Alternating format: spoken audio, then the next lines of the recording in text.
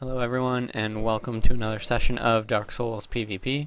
I am here with another Battle of the Uploaders Xbox Edition. This time I am fighting against MartyrsBrigade.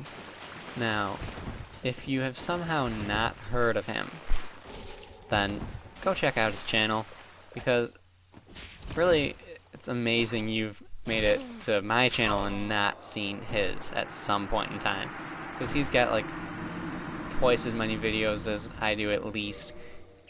He's got like 4,000 some odd subscribers, and my channel is nearly insignificant in comparison.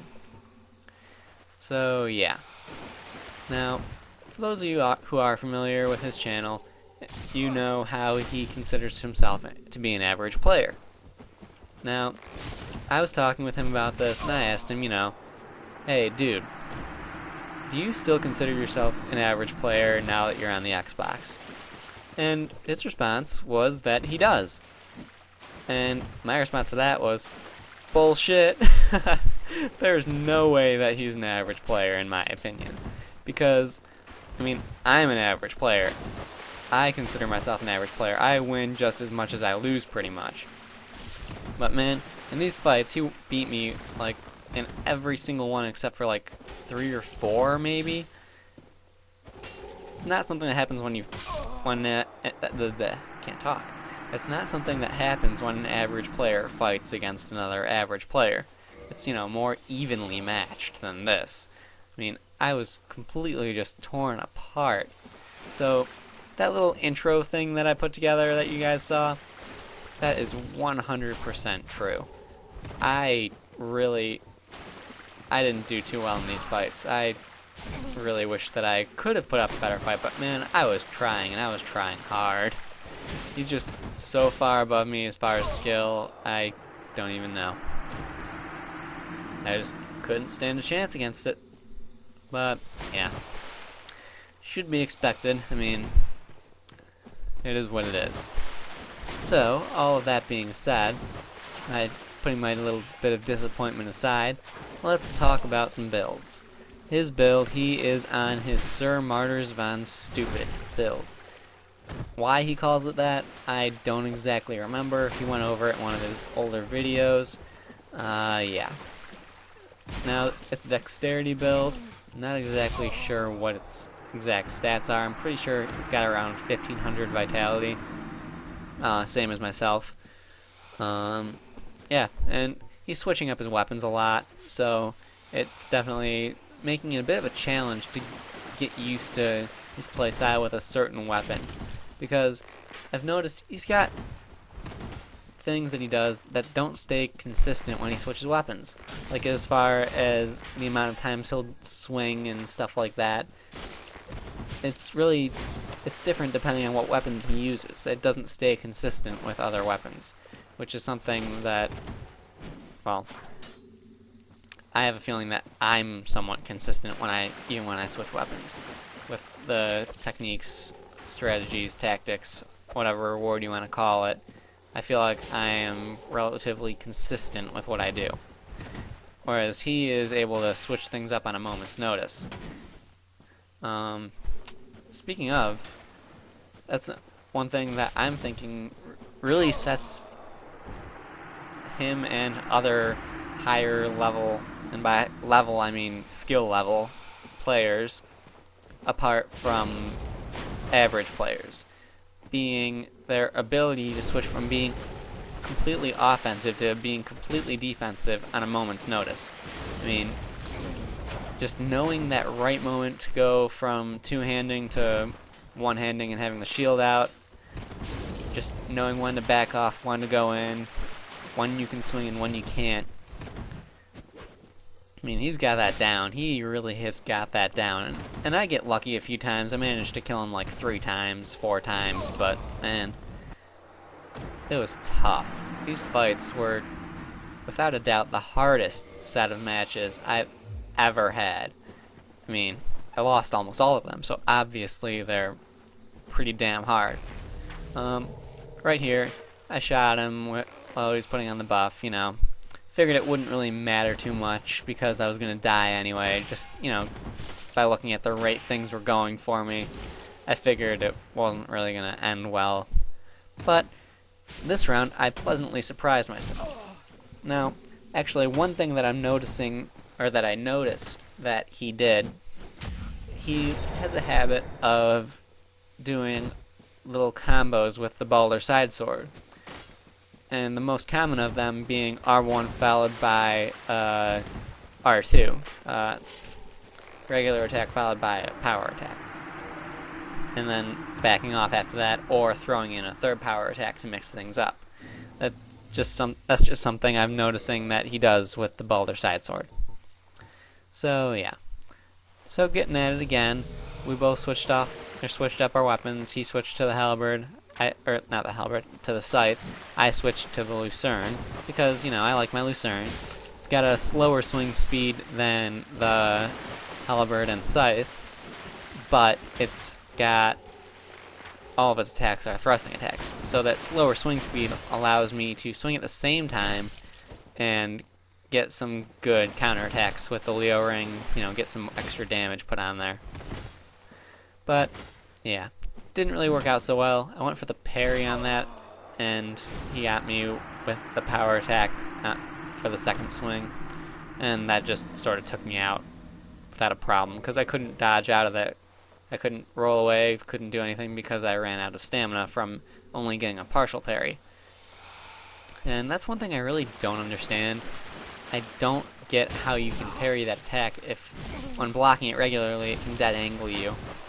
Like, depending on how they run at you. Like, certain situations when they run at you like it, or when they run at you like that, it makes it really, really incredibly difficult to parry it. Because, I mean, even if you block it, it will dead angle you, but it can be parried. I don't understand. I really don't understand. But that's besides the point. So right here, switched off to the pike, hoping that I could be a little more defensive with it, you know, keep some distance between us.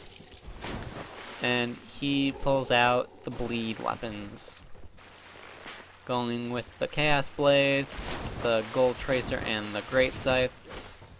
And man, that was... the bleed buildup on that happens so fast with those weapons. I mean, just the combos and the bleed buildup, it's insane. Didn't really have much of a chance. So yeah. Now, one thing that we were talking about was playing Unlocked. Now, he mentioned that when you're playing Unlocked, it's really good when you're starting off to use weapons that have really good horizontal attacks. Which, you know, that makes sense. You're swinging horizontally instead of vertically, so you're not going to be missing as much. And it gives you a good chance to, you know, dead angle. But, man, I don't know, I try to play without target locking, but that stuff is hard to do. Really no better way of saying it. So for this fight, he decided to switch things up and go with dual wielding sword. I believe it's the Balder Side Sword and the S-Stock, or not the S-Stock, and the Fury Sword. That's what it is. Can't believe I said the S-Stock. Ugh. Not even remotely similar. Yeah. So he's doing something that I notice a lot of people tend to do when they start dual wielding. They just do L1, R1, L1, R1, L1. You know, just sort of go back and forth. And I sort of caught on to him doing that, which let me get the parry in. So that makes a total of 2 times I beat him out of, let's see.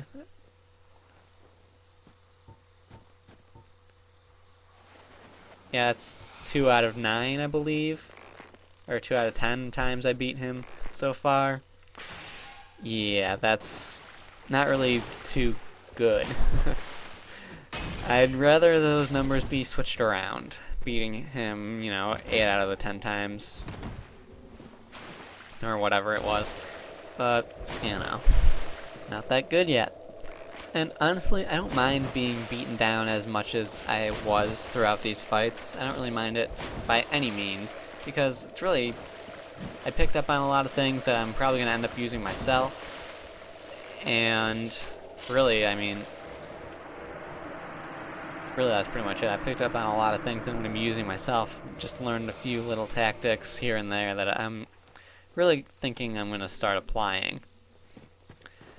I mean, really, how are you going to get better if you don't lose? It's got to happen so you can get better. And right there's one thing that I picked up on that he likes to do. He likes to kick, followed by a poke with the halberd.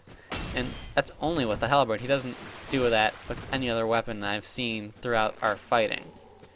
So, I don't know what it is about the halberd, but I was expecting him to do it again right then. And I guess he sort of noticed that I was expecting it.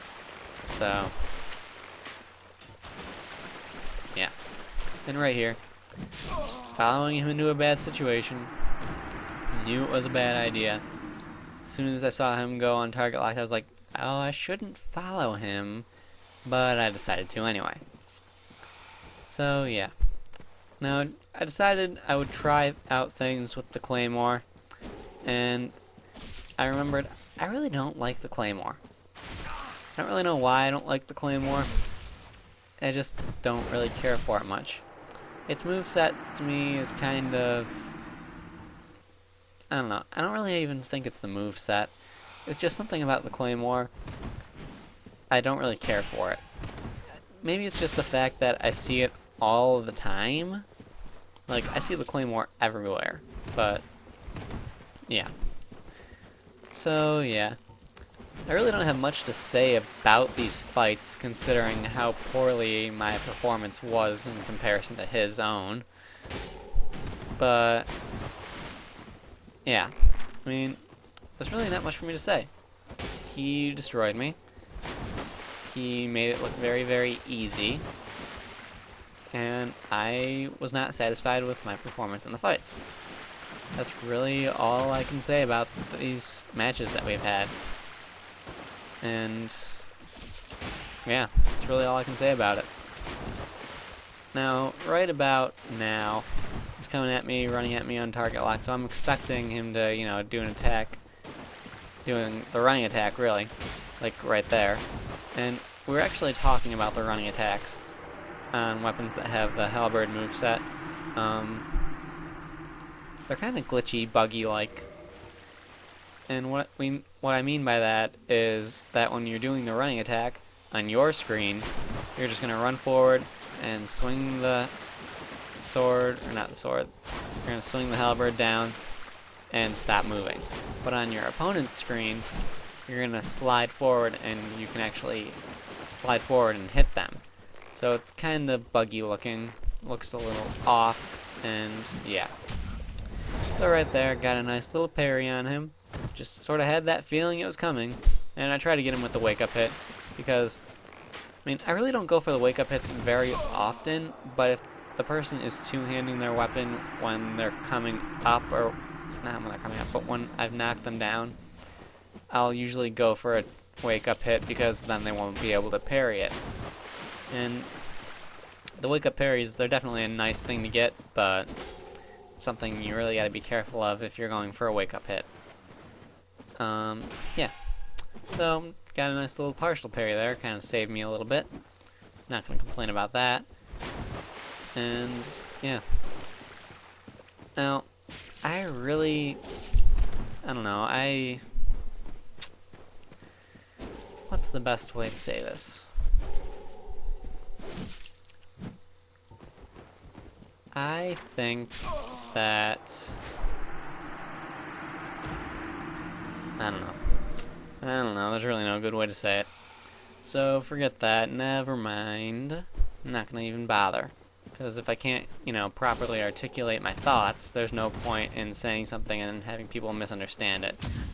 And I have to say, how the hell did he get that parry? I mean, seriously, that's just insane. How the hell do you do that? I don't even understand. I just don't even understand how that happens. So, right here, he actually switched weapons while he was running around from the Balder Side Sword to the S-Stock. Now, that one little match alone right there, he got a parry that was incredible, and he switched weapons mid-fight. Now I've got to say rather, an average player does not do either of those things. I mean, an average player gets a lucky parry like that sometimes, and an average player can switch weapons mid-fight. Like, say, you're running away from a hacker, so you can put on a bleed weapon. That's different. Because, I mean, that's different. I don't know. But, man, in my opinion, he is by no means an average player. So, yeah. That's that. And, got nothing else to say. This is the last fight. That's my last death against him. And, actually, right after this death, I was at the bonfire just sort of sitting there and got a little bit of a visual glitch with the legs moving like that. So, figured I'd include that. Thanks for watching. See you next time.